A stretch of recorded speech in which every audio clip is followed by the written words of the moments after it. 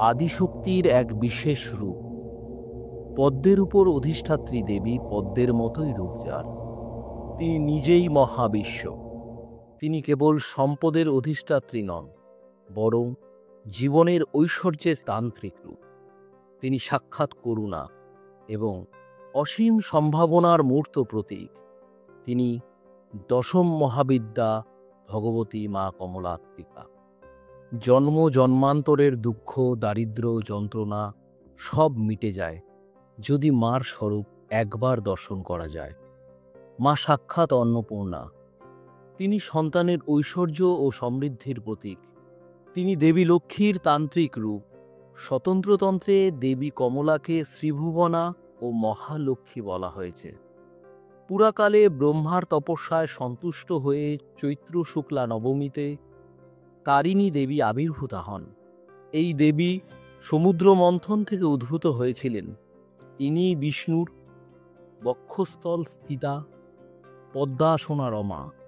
ফাল্গুন মাসের শুক্র বা মঙ্গলবারে একাদশী তিথিতে মহালক্ষ্মী রূপে আবির্ভূতা হন। কুজ্জিকাতন্ত্রের মতে দেবী বৈকুণ্ঠবাসিনী হলে নাম হয় কমলা এবং পাতালবাসিনী হলে নাম হয় লক্ষ্মী। দেবীর অঙ্গকান্তি সুবর্ণের ন্যায় সমুজ্জ্বল। হিমগিরির ন্যায় চারটি হস্তি সুর দিয়ে অমৃতপূর্ণ হেমঘট দ্বারা দেবীকে স্নান করাচ্ছে। দেবীর দু হাতে বর ও অভয় মুদ্রা এবং অন্য দু হাতে দুটি পদ্ম। মস্তকে মুকুট, পরিধানে পট্টবস্ত্র। হিমগিরিতুল্য হস্তিগণ স্বর্ণ কলস দ্বারা এই দেবীর বিজয় অভিষেক সম্পাদন করছে।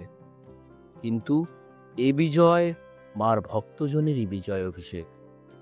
নরপতি ও ঐশ্বর্যশালী ব্যক্তিগণের প্রতীক হচ্ছে এই দিগ্গজগণ এবং স্বর্ণকলস হচ্ছে প্রেমময় ধর্মকলসের প্রতীক। স্বর্ণকলসের বাড়ি শ্রদ্ধারূপ প্রেমরস পূর্ণ বাড়ি।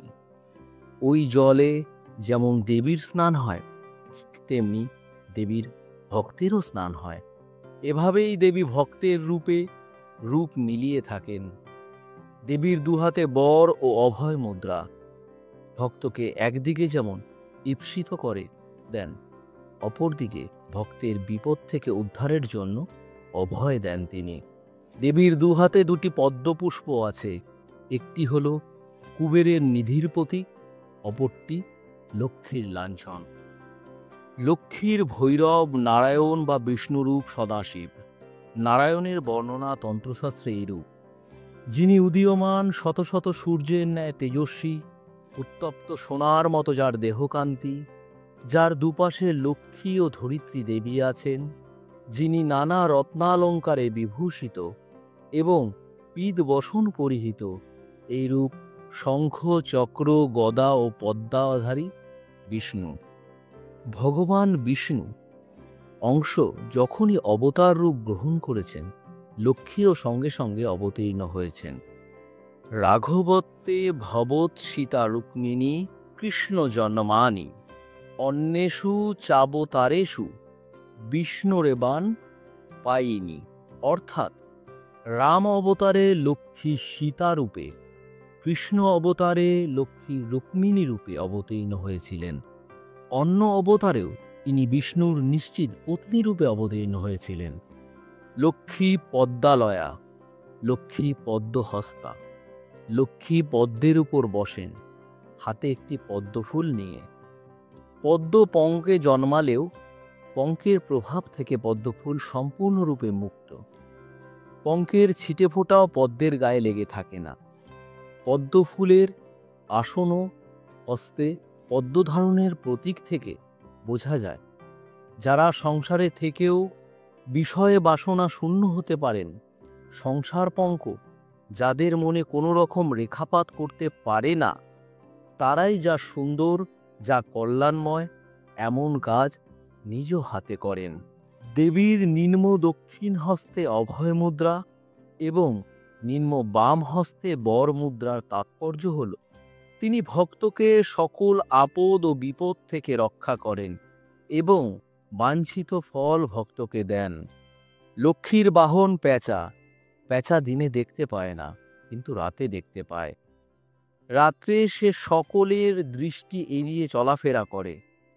এর তাৎপর্য হচ্ছে এই, জ্ঞানহীনের হাতে সম্পত্তি পড়লে তার বুদ্ধি ভ্রংশ হয়। ধনমদে মত্ত হয়ে সে যা ইচ্ছে তাই করে। সম্পদের অপব্যবহার করে সমস্ত সম্পদ বিনষ্ট করে দেয় সে।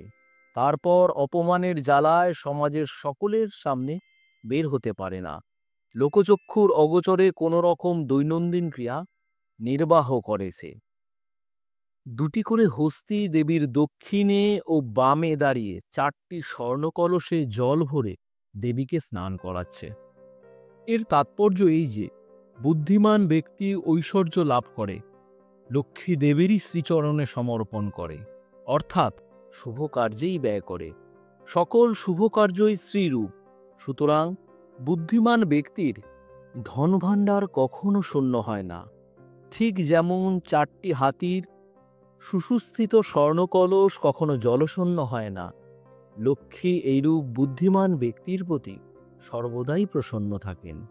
ব্রহ্মবৈবর্ত পুরাণে লক্ষ্মী দেবীর বিশেষ বিশেষ স্থানে অবস্থান ও নাম হল এইরূপ: বৈকুণ্ঠে মহালক্ষ্মী, বৃন্দাবনে রাধা, স্বর্গে স্বর্গলক্ষ্মী, গোলোকে সুরভি, চন্দ্রমণ্ডলে শোভা, ভূলোকে রাজলক্ষ্মী, যজ্ঞে দক্ষিণা, গৃহে গৃহলক্ষ্মী।